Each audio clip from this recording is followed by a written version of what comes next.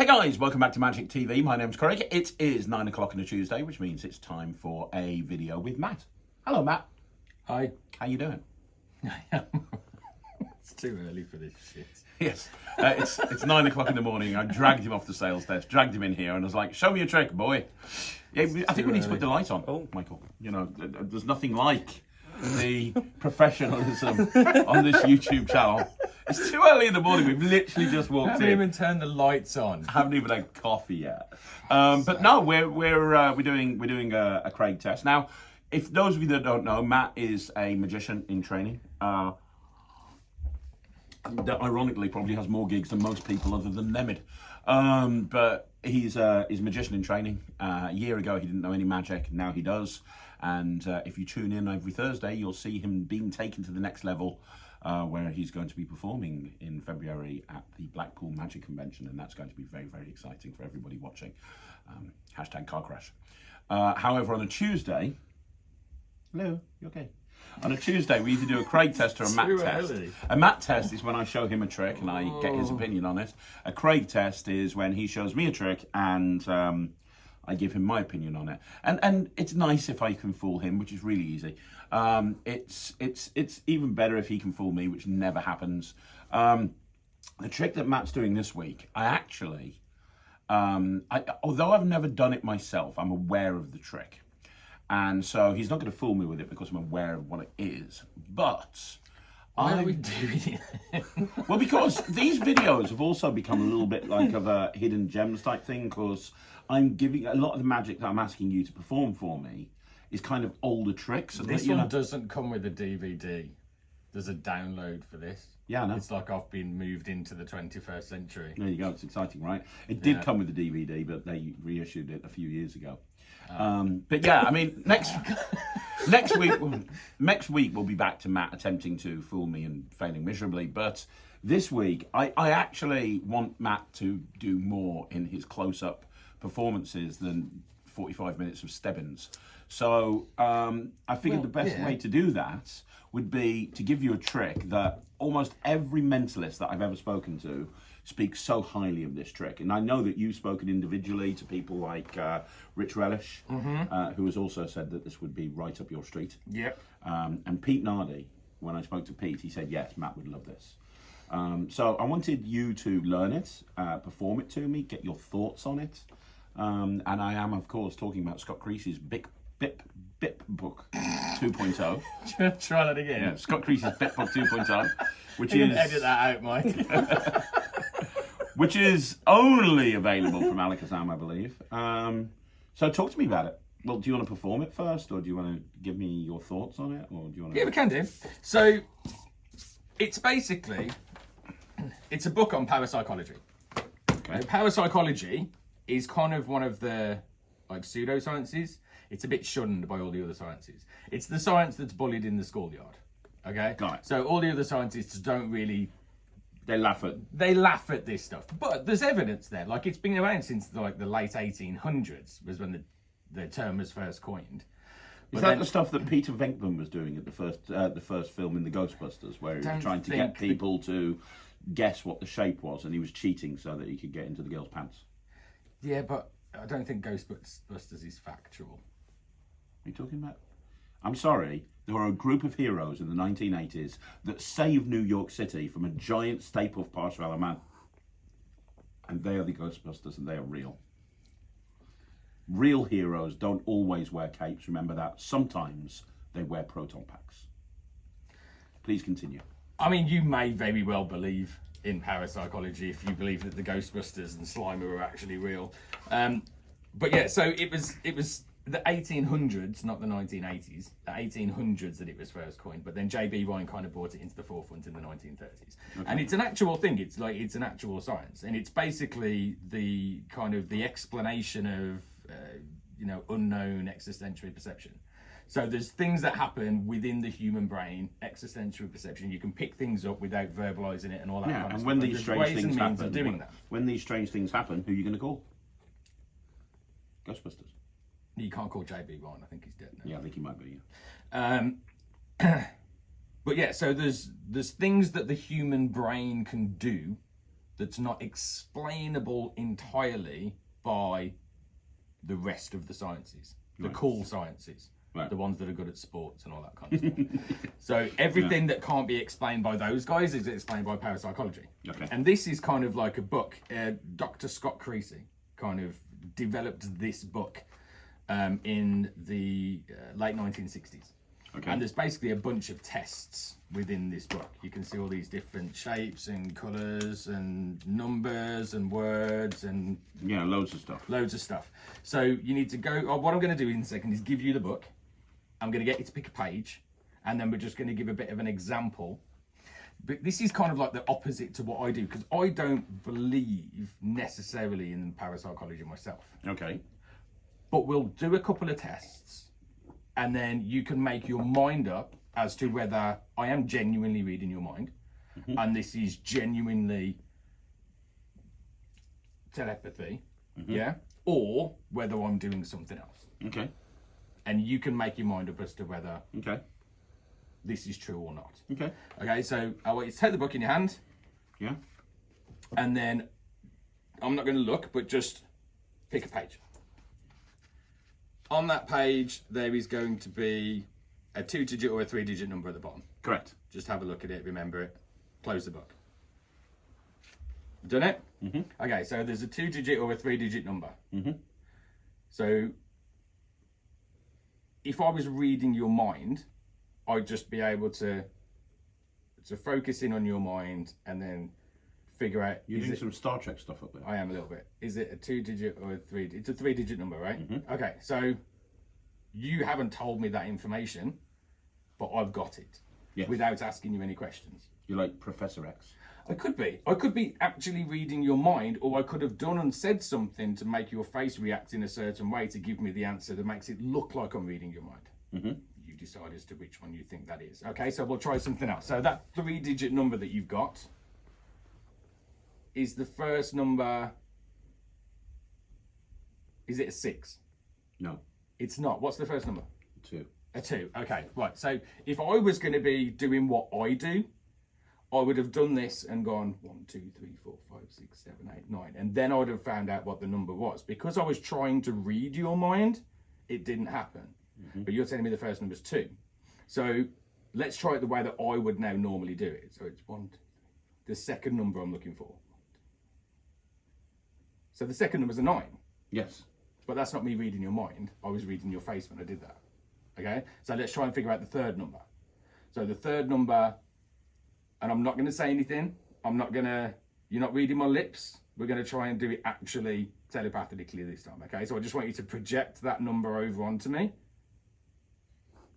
It's a 7, right? Yes. So it's 297. Yes. And I wasn't giving you anything to go off of. I wasn't counting, I wasn't doing anything. No. But I managed to get that third number. Did I do it telepathically or... I don't know. Who knows? Let's try something else. So go back up the book again. Pick a... There's at the top, there's going to be a time. Yes. You got it? Close the book. Okay, perfect.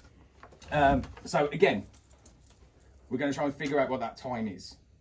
But I'm not going to ask you. I'm just going to do something. Okay? So if you just watch my hands.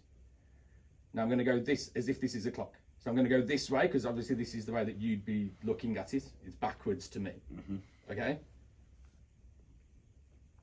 Just going to do this to here. We're going to come back up from here. It looks like you're the Karate Kid. I know, right? It's weird. You're not looking. You need to look. I'm looking.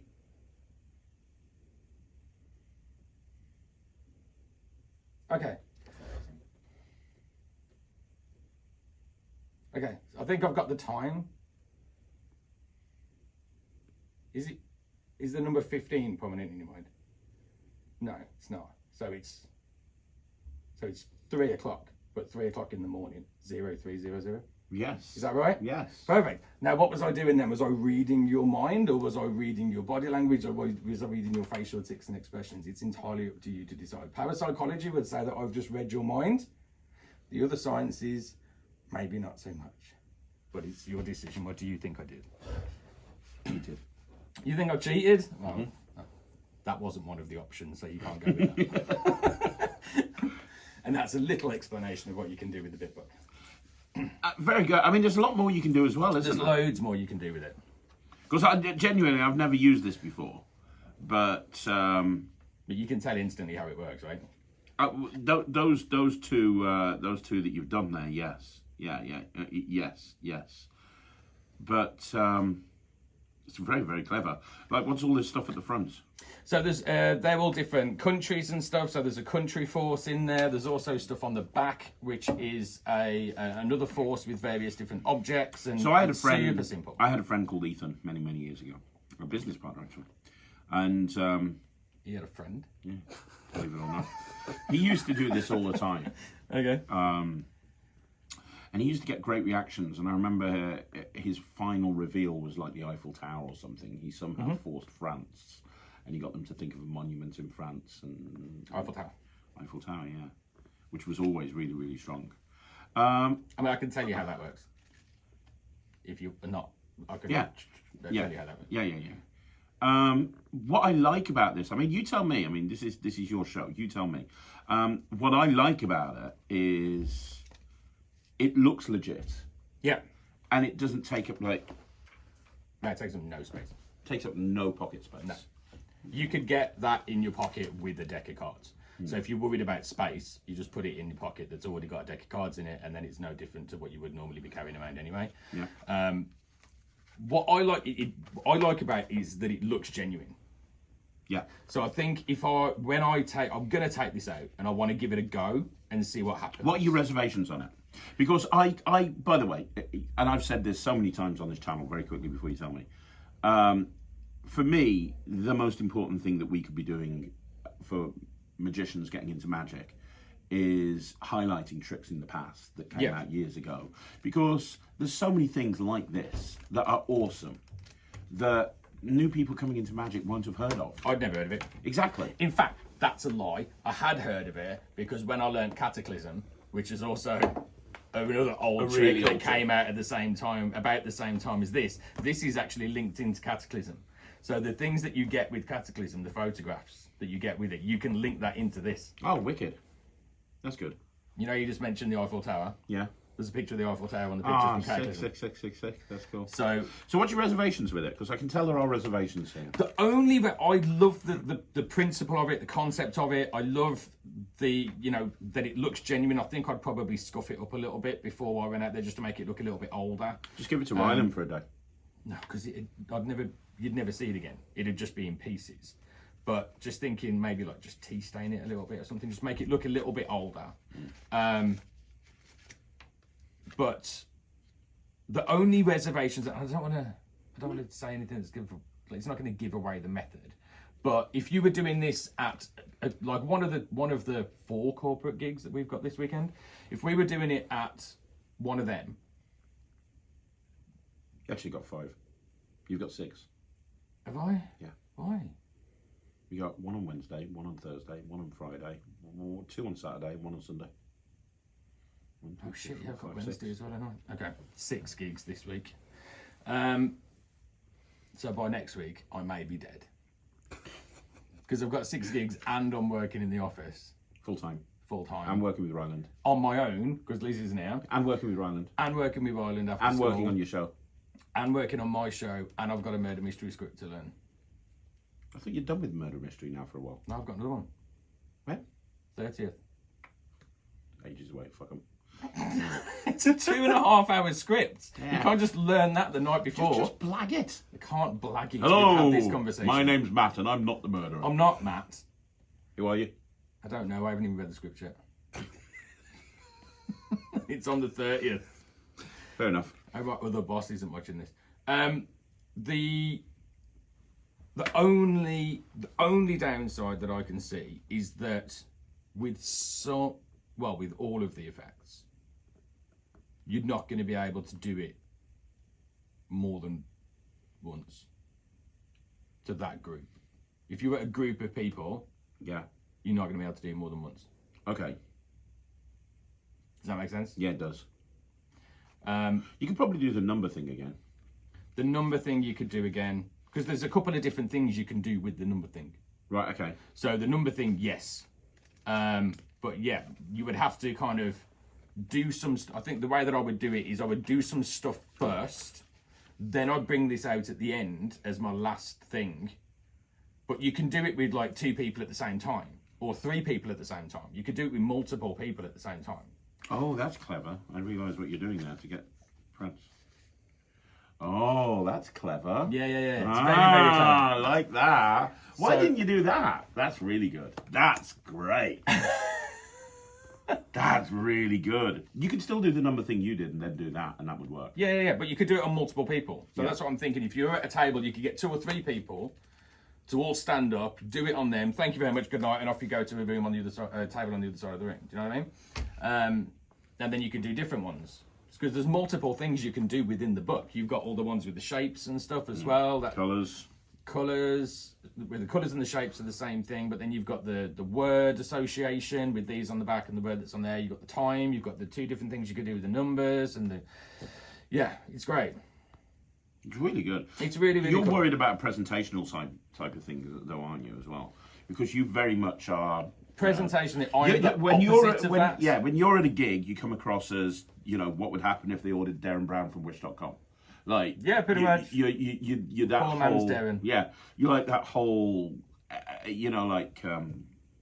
I can't influence read you. your mind. Yeah. But I can influence you to do this. And or I could can tell when read you your were body presenting language this, or whatever. and I could tell when you were presenting this, you'd actually thought about that. You were trying to think of ways of presenting this. Yeah, in my whilst- style. In your style, yeah. Because if I'm going to do that in the real world, which I want to, and I think if I could work on the presentation a little bit more, I could make it work.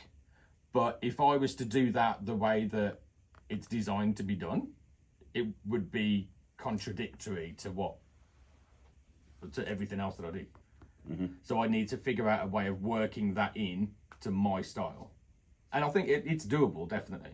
That was like You know, what I just did is I could touch on it. And it's stuff like that that's going to make you such a great performer. Because, you know, you think about those things. A lot of people don't. A lot of people will just buy a trick and they'll do it. The amount of magicians that I've seen, and they come out and their opening trick is like Michael Amar. Then they go into the next trick and they do it just like Jay Sankey. And then they do their next trick just like Max Maven. And then they do their next trick. And it's kind of, they're bouncing around like a bead of sweat in an aerobic teacher's buttock cleavage. Like they're just literally boom, boom, boom, boom, boom, boom, boom. And the problem with it is, it's kind of like you don't come across as you. You come across as a tribute act to a bunch of different magicians. if you're trying to make somebody believe something that isn't true, which is what we all do, then you've got to be genuine. If you're genuine in your presentation, there's no reason why people wouldn't believe you. Like, I genuinely twist people inside out with an Anverdi die because the die isn't a thing. The die doesn't come into it. That's not something that people think about, because that's just a tool that I use to demonstrate what I can actually do to them. So all of the emphasis on what I'm doing, not on the die. So if I can take the emphasis away from the book by throwing loads of words from Wikipedia at them about what parapsychology is, and then working it into what I do, or what I've already proven that I can do, then all of a sudden the book's not a thing. The book doesn't matter. Nobody's focusing on the book. They're focusing on what I've just said, as opposed to looking at that, which is the idea. So the second, as soon as I can figure out a way of making that obsolete, it'll work in my performance. Yeah. Yeah. I see where you're coming from. You know what I'd do with this that would fit your theme, that I think would be great? I'd have a deck of cards on the table, and you might have used them. You could set them up in Stebbins. And I've got a deck of cards like this, so I can actually give them to you if you want to. Ryland's got like 4 or 5 decks. I'll just nick one of him. He won't know. But what I would do is I would have Wikipedia. I would set up, no, start again. I'd set up in DFB, Digital Force Bag, a list of 100 countries, and I'd set the force to France. And what I'd do is I'd have this deck of cards on the table, and I'd say, look, we're going to try and do an experiment in, I need 2 people that know each other quite well. We're going to see if we can do something here. And I'd say to the first person, what I want you to do is look at a number. Very good. Now, if you open up the thing, add the number together. whatever the total is, look up the country. Great, put that away in your pocket. And then say to the second person, I've also got a list of 100 different countries on this phone. Can you do me a favour? Can you give me a number from 1 to 100? Great, have a look at that. Have you got it? Great, put it away. Now, here's what I want you to do. You could have thought of any number. You could have ended up at any country. You could have thought of any number. You could have ended up at any country. Did you feel influenced at all? No. On the count of 3, I want both of you to say your country out loud. 1, 2, 3. They're both going to say France. And you go, well, that's pretty cool, right? That's kind of a weird thing with all the choices you had and all the choices you had. You ended up with France. Did you think that influenced you? Did you feel like you were being influenced? No. Remember early on I was doing card tricks, yeah? Look at the deck. Now, Ryland, when he went to Paris, and he went to the Rendezvous Magic Convention, he picked up like 4 or 5 decks that look like a bicycle deck, but they're called the Parisian deck. And he's got a picture of the Eiffel Tower instead of an angel and nobody would pick up on that. And if you had the deck of cards there on the table and they both say France, that's the first moment. But then when this would tie into the sort of thing you do, did you feel like you were influenced? No. Remember earlier on I was doing card tricks, you know, I was doing reading your mind with cards, I was doing 40 minutes of fucking step-ins. Do you remember that? Yeah. And they'll go, yeah, I'm never going to fucking forget that as long as I live. And then you go, look in at a good way. Yeah. Look at the deck. And then the deck's got a little, it's got you know, the Eiffel Tower on there. They won't pick up on that Eiffel Tower during the card stuff. But then you leave the deck on the table. It's almost like, you know, like a film sets something up at the beginning. Yeah. And then at the end, there's a kicker ending that changes the perception of everything they've seen up until that point. Well, that's what Peter says to use with Cataclysm. You can just pick a photo out of your pocket and go, oh, by the way.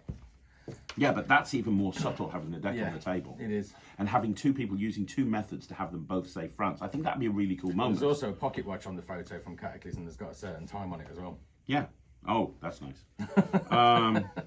Yeah, that's my thought on that. That's one way to use it. I think that when they both say France, that would be quite a cool moment. Absolutely. I think that would get a reaction. France, what the fuck? You know, but then you call them back to the deck. I think that would be really awesome. And you could do stuff with this first. So like you could do your standard set when you go up to a group of people, which is what, an hour and 20 minutes. So you could start off with 30. You could start off with 30 minutes of fucking... It's not an hour and 20 minutes. Thereabouts. You can start with like a half an hour of fucking dice tricks. Then after half an hour of dice tricks, you could do like 15 minutes of this, just some of the stuff that doesn't involve the number. Then you can do like half an hour of step-ins, because you can't fucking do step-ins, not do step-ins. And then after all of that, you can say, we're going to finish off with one last thing. You give them this, you give them DFB, they say France, and you say, now, do you remember earlier on, like 2 hours ago, when I was doing, you know, step-in shit? And then you have them look at the deck, and it's the fact that I can stay at a table for like a decent length of time shows that people are engaged in the performance. And oh no, they are. You're an amazing performer. You really are. I'm taking the piss, obviously, and you're not there for an hour and 20 minutes. It's more like about 50. But I mean, it's not even 50 minutes. When we go to a gig together, we're going to a gig together tomorrow. I guarantee you, I'll do 15 tables by the time he's done one. That's not true. How many tables are there tomorrow? I don't know. You're the one that booked it in. Anyway, that's that. So you're gonna do it? You're gonna give it a rating? I actually like it. I really like it, and I think that it depends on your style of performance. So if your style of mentalism is that you're trying to make people believe that you can really read their minds, done. You just throw that straight into your set. It'll link with everything that you've done already and everything that you are doing already, and it looks great, and you're just going to be able to put that straight into your set and just make it work instantly. If you are you know how you said there was 2 different types of mentalism, there was the Max and the Darren. Mm-hmm. If you're on Team Max, that will just go straight into your set and you'll be able to do it instantly. It takes the whole download, the whole tutorial video is about 48 minutes. Okay. And you get to look at Peter Nardi for the whole thing, which is great. And his ideas and stuff that he comes out with. Well, I'm being nice to Pete. All right, keep going. And obviously he comes. He's very eloquent. Is it young Pete or is it Grandad Pete? It's young Pete sitting in front of an old fireplace. Really? Slick black hair, looks like the Godfather. He's got darker hair than he has now. Yeah, dark hair. Suit jacket and jeans, and he's sitting in front of a massive fireplace.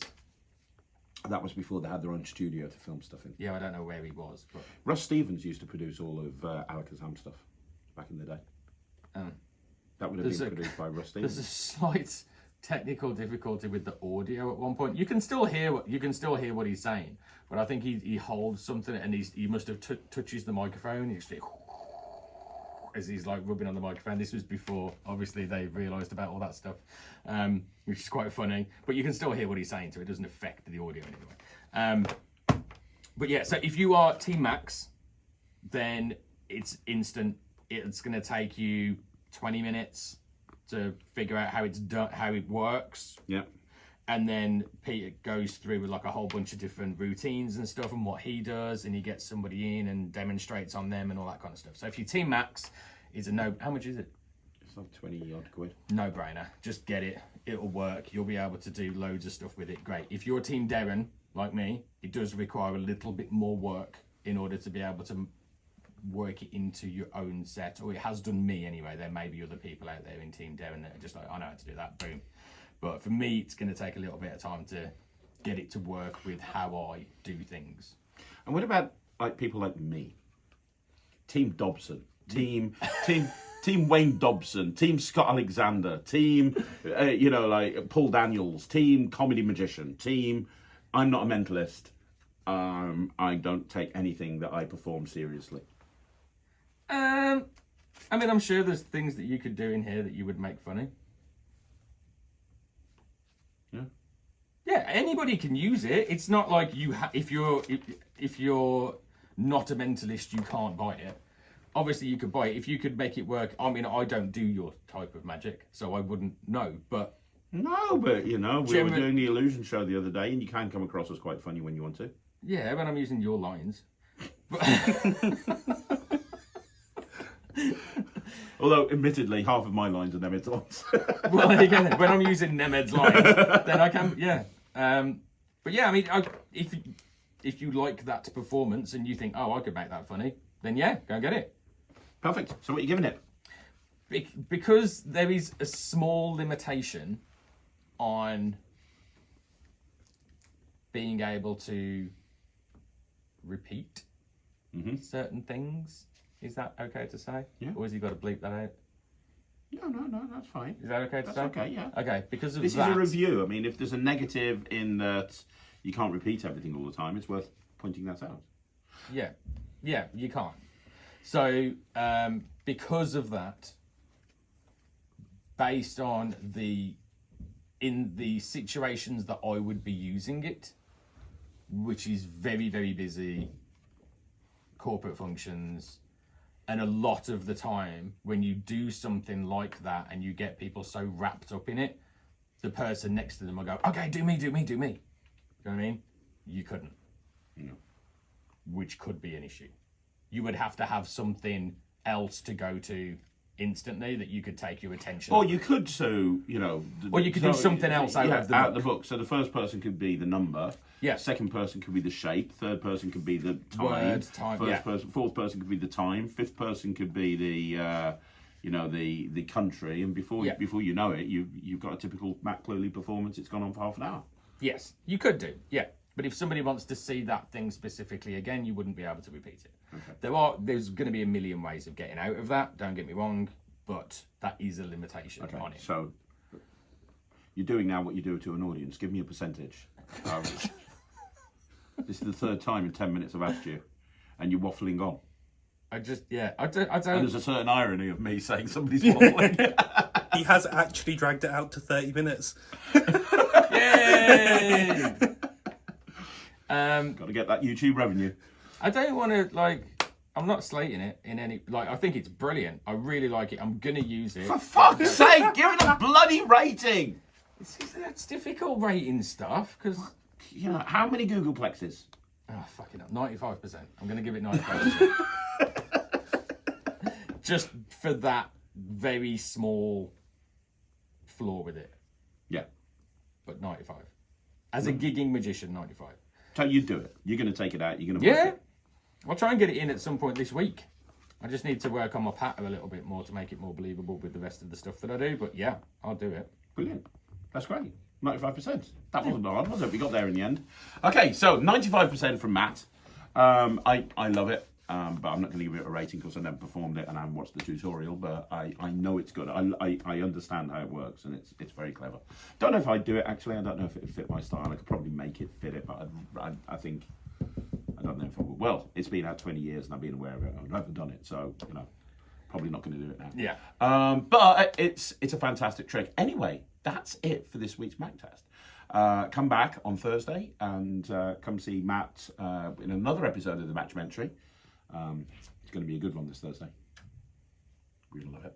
And thanks very much for watching. Don't forget, tomorrow I'll be back with a review show with Ryland. Friday we've got a really cool video. Don't know what, but I'm sure it's going to be very good. And don't forget, if you want to join the NETRIX and learn all of the secrets that made Matt such a successful magician, go to www.thenetrix.com. We'll see you again. Thank you very much for watching. I'm Craig. You are. Got to sign off now. Bye. No, say I'm Matt. Look, you've got to get into... Look, if you're going to be doing this YouTube stuff with me, this is the outro. Thanks very much for watching. I'm Craig. I'm Matt. I'm Matt. I'm Matt. Just look at the camera and say I'm Matt. I'm Matt. Right, we'll try it again. Thanks very much for watching. We'll see you again. I'm Craig. I shouldn't have to cue you. Pretend it's a fucking script that you've read, okay? And you know where to stand and you know where to look. So cheesy. Yeah, that's what YouTube is. It's just a big, massive pile of cheese. And these fucking cheese. Math tests are even more cheesy than anything.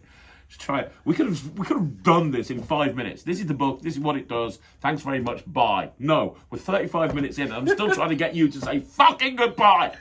So let's try it again because I've got things to do. You've got things to do. And I want to apologise to everybody here for the length of this fucking video. Thanks very much for watching Magic TV. We'll see you again soon. I'm Craig. Say fucking goodbye. Bye. See you again soon.